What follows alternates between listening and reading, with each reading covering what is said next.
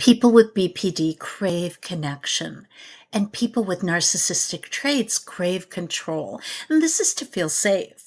Put these two folks together, though, and it feels electric, magnetic, intoxicating, like finally being seen or finally being safe. But that electricity can turn into shock, and it's kind of two people colliding. One is terrified of being left, and the other is terrified of being vulnerable, of truly being seen. And this push pull begins: idealization, withdrawal, panic, silence, and then repeat. Underneath it all, we've got two nervous systems fighting for safety. And deep down, both of them are convinced they're pretty unlovable. So this is the dynamic between folks with BPD and folks with narcissistic traits. We're not here to blame. We're here to understand what's really going on. From the outside, these relationships look like chaos.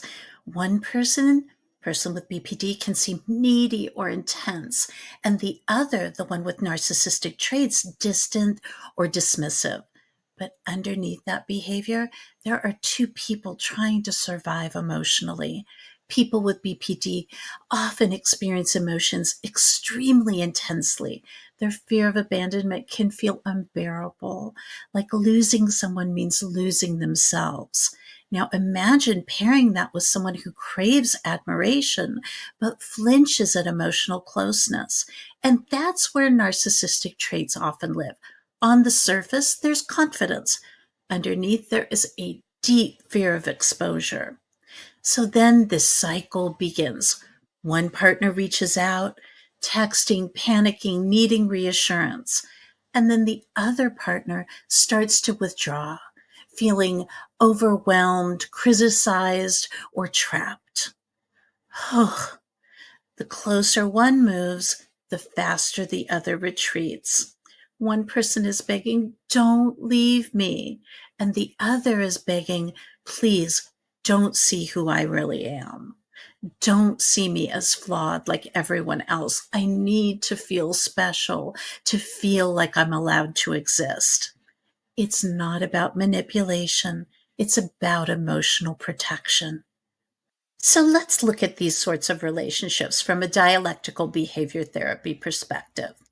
And DBT teaches us that you can hold two truths that seem to be opposite at the same time. For example, you can be doing your absolute best and still need to learn new skills. And someone can hurt you and they may not have meant to. The relationships between folks with BPD and narcissistic traits are not always abusive, but they can be dysregulating. And that's where skills come in.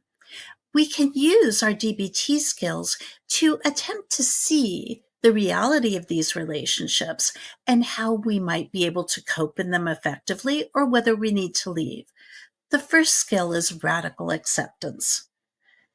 The pattern that we're engaging in is painful. It's hurtful to both of us.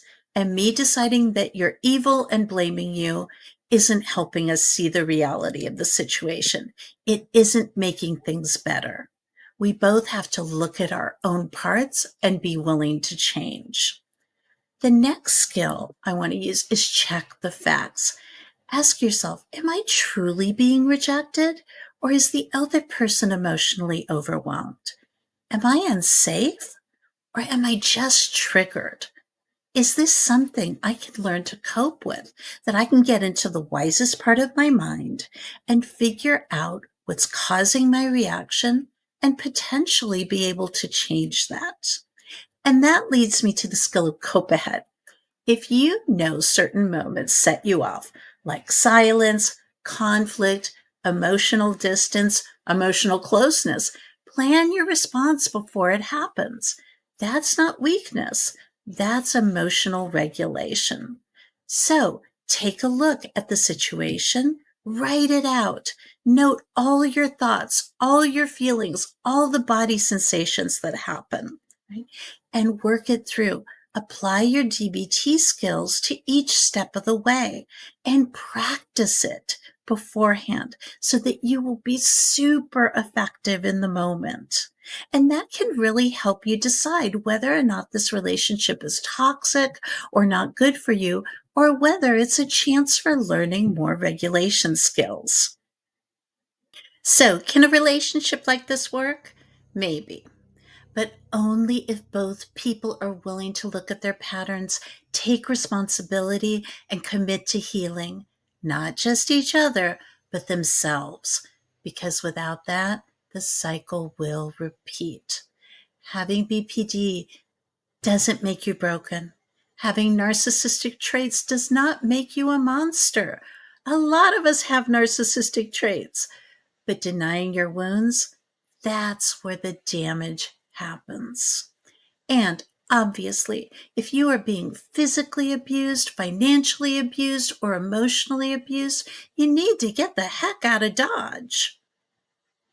If you saw yourself in this video on either side, the BPD side or the narcissistic traits side, remember you're not alone. You're not beyond repair. Insight is the first step. Healing doesn't mean being perfect. It means becoming conscious of your patterns instead of being ruled by them. And if this video brought you some clarity, give it a like, subscribe, and share it with someone who needs a little more understanding and a lot less shame. And drop a comment. I read every single one of them. Take care, and I'll see you next time. Bye.